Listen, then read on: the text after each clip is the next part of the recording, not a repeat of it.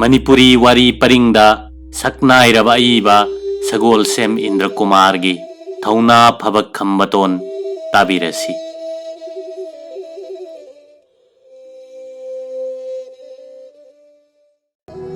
अमंब सुरुंग अदुदा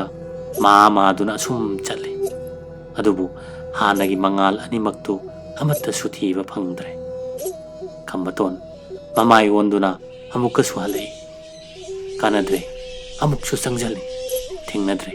थोकलबा अमा लाकनी खंदुना महाक अमंब सुरुंग अदुगी परिंगदा चंगसले करिगुंबदा फगलांगदा थेंगजले करिगुंबदा खुदी थीदुना तुसले अदुबु महाक चंगसनबदी लेपते। असुमना खंबतोनना अमंब सुरुंगदुगी मनुंगदा मा मादुना चटपदा नुमित 15 हौख्रे अदुबु खंबतोनदी महाकना चंगखिबा अहिंगदु लोइद्री खंदुना नोंगालकपगी अद्वाइदा सुरुंगी मपाल थोखिनबगीदमक महाक लेपतना चले।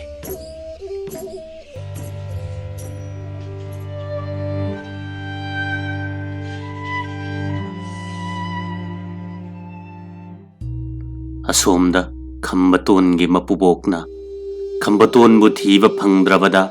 पांगोंगना महाकी हक्चांग महुत सिंदुना पोलोइख्रे। खंबतोनगी श्राद्ध कर्म लोइख्रे। महाक अमुक हलखिगनी हाइबा कनानसु थाजनद्रे। सोमदना सुरुंग मनुंगदा खंबतोन नुमित कयानिमुक चलक्लबना आराम खौरांग पोलकले नुमित कया मिछेन खंगलकपगी ममित्तदु पांगबा ngamsilaktre। महाक मखा ताना चटपा ngamlaktraदुना अमंब सुरुंगी लेमाइदा फमथरे। महाकना खले ngarang ayuk ibubokna Imphal करमदाइदा ibubokka chakngan chaminnarakpane। ngarang numit chupa ama chingda chatlingaida chak chaba phangdre ahing chupasu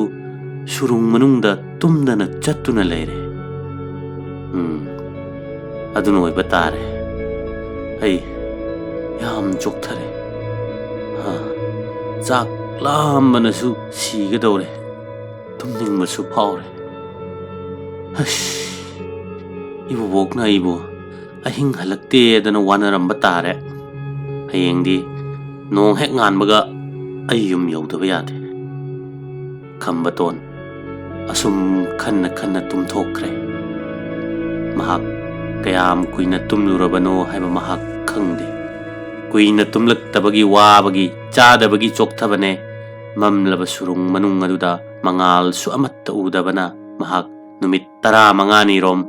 मिकप थोक्तना तुमलुरे। तुमलिंगैदा मंगमा मंगमे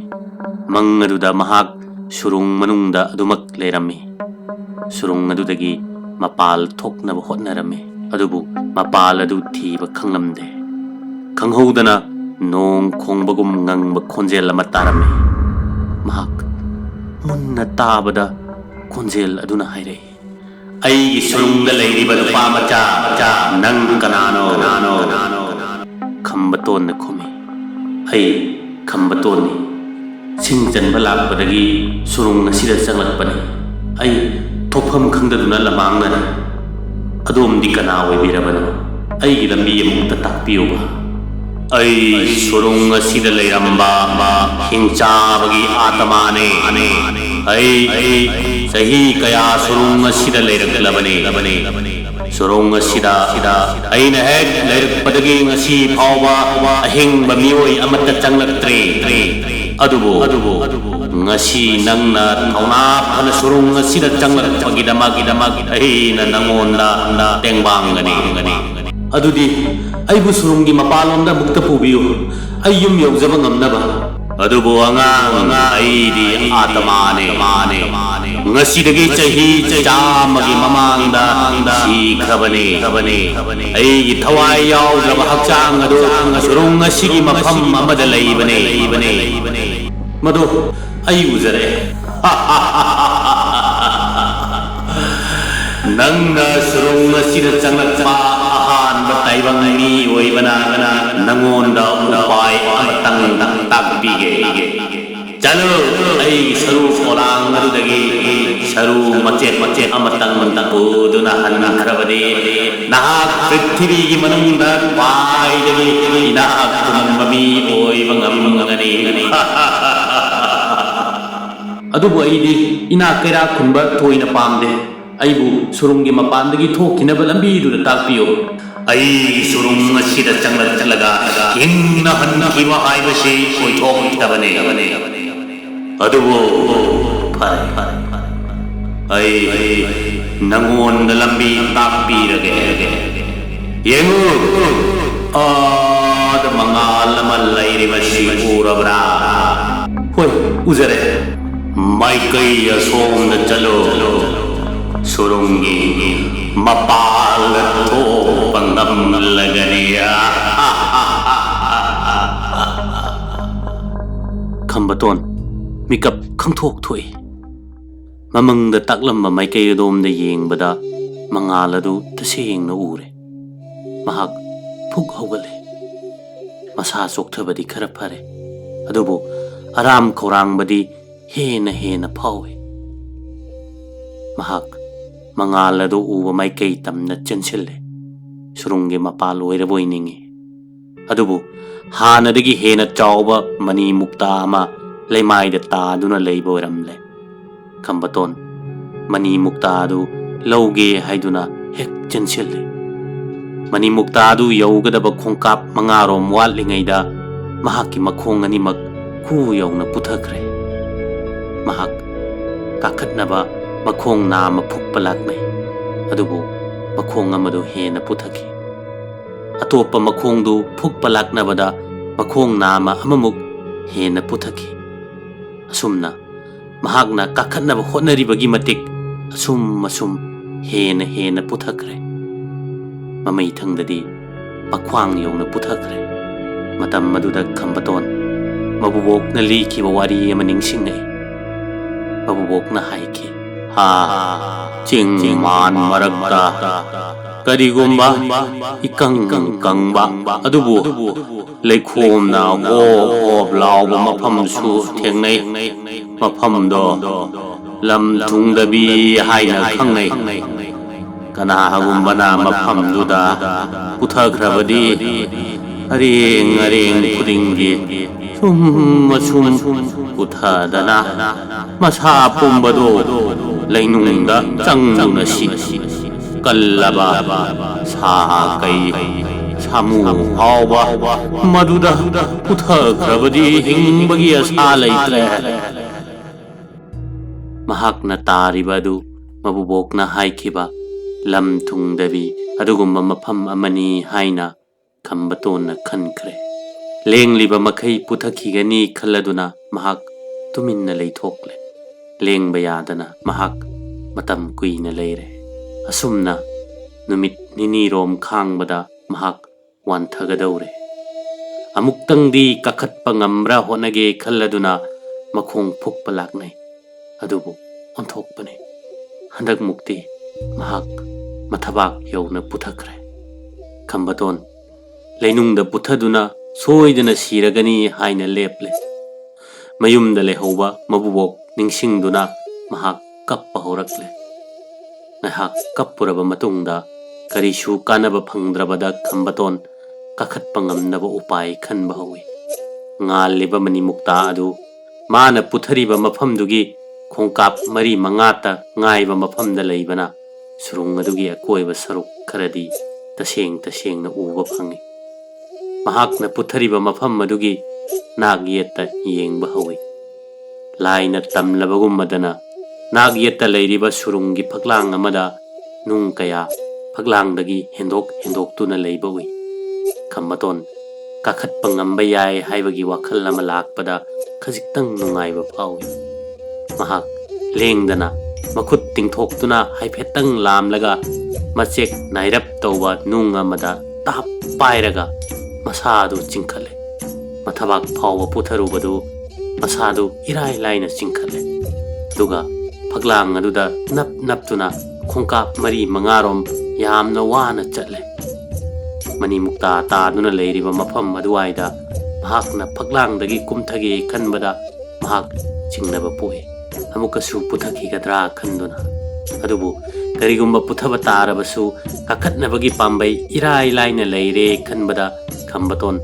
thoina chingnaba pokte mahak tapna kumthai ahanbada makhong oi thangmadu tapna thangaga leimaida namduna yengi puthadre khanglabada makhong yet thangmadu tapna thangduna lepi tabli makhong thangjillaga mahakna manidu tap hek pai karigumba kudong thiba thoklaba yabra haibadu surunggi akoibadu thakha munna yengi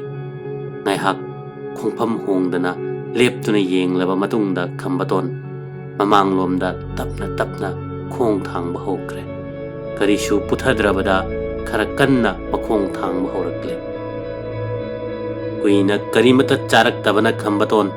chak lambana chari tatle adubu mahakna akanba amagum leppa amadi chatpa ngamlibadu mahakna surung manungda leiriba si ahing amakhaktangni haiba wakhal adunani adubu tasengnamakti mahak surung manungda leirakliba si numit kunnirom suraklabani numit kunnirom asi karimata chaba thakpa taudrabada kari oifam thokpage Khambaton mani edu makhutta paiduna sum chatpana surung adu pungan ngale matam khara chatlaga chauraba surungi sanglen namakhak thengnare sanglen adugi mathak thangba saruk adu yamna wangi mahakna mathakta yengkhatpada chinggi leibak amadi nungjaw ngaktani haiba khangle nak yetki phaklang adusu sanglen nambagum adumak chawi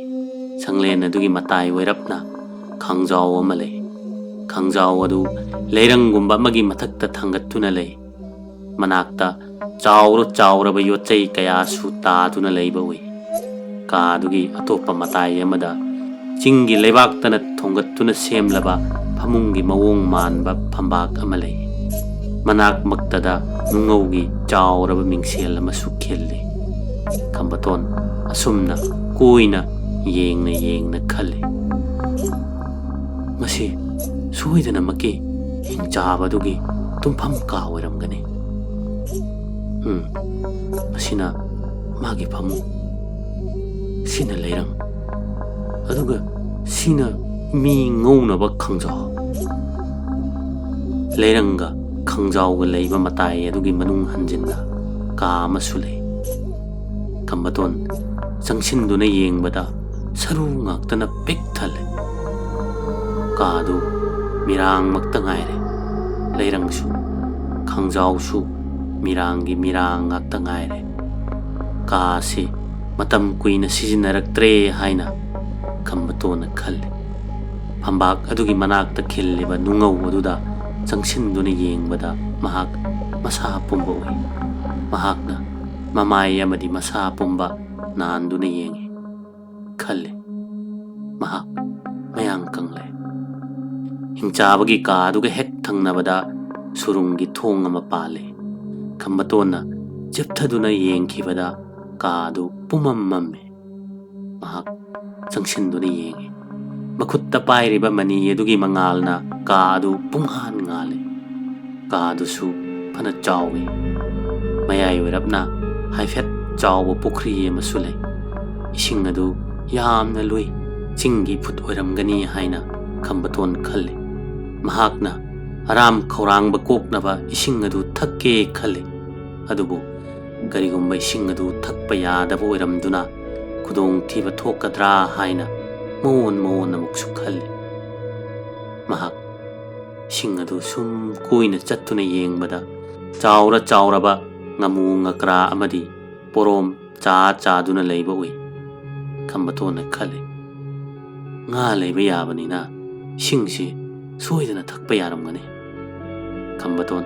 amuk ngaithaba tawdana kunthaduna ising khujok manga tara thakchille mabukta karigumba khara tarabada aram khaurangba khara kokle ngaihak pothage khanduna Khambaton thangnaba kada hingchabagi phambak aduda hippi adubu mahak chak lambana tumthaba ngamdre kari charaga hingadage khanduna Sum leiringayda ngasai pukhri aduda leihouba ngasing adu ningsingai. Khambaton phuk hogale. Pukhri leiba thangnaba ka aduda changsalle. Pukhri adugi mapanda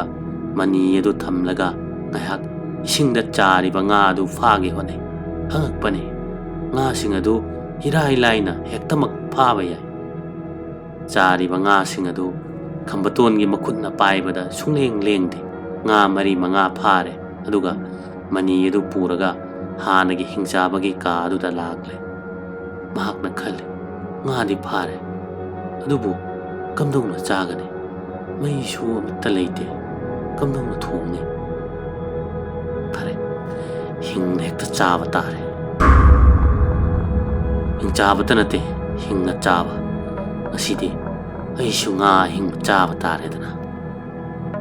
asumna khanduna Khambaton nga adu hingna chaba howi ahanba chikpada khara hangoiba poi adubu hingnabagi damaktani khanduna mamit manawi sinduna nga adu loina bak chathokle nga mapum mama chaba loirabada mahak chaningdaba pole adubu aramba koknaba amadi hingnabagi damak chadabadi yade khanduna mahak nga mari manga loina bak chathokle madudagi amuk pukhri duda laklaga ising khujok mari manga amaga muk thakchille Khambaton chak lamba khara pharaduna ngaihak pothage haiduna phambak tuda hipthare asumna hipna mahak khale karino aina tawriba sibo mangla taibangla surung asigi mapanda thokpa ngamgani haibasi ai thajadre adudi surung asigi manungda ai kayam kuina hingani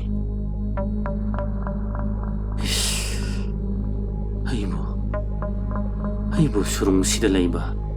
numit kayani surabajana numit masak suba phangdaba amamba surung manung asida ai di karimata khangba ngamtre tawriba pumnamak ase mangoiramduna pickup thoraklabadi nungai khranidako asum khanna mahak tumthakre kuina charak thalak tabana mabukta karigumba khara tarabada mahak nungai na tumkre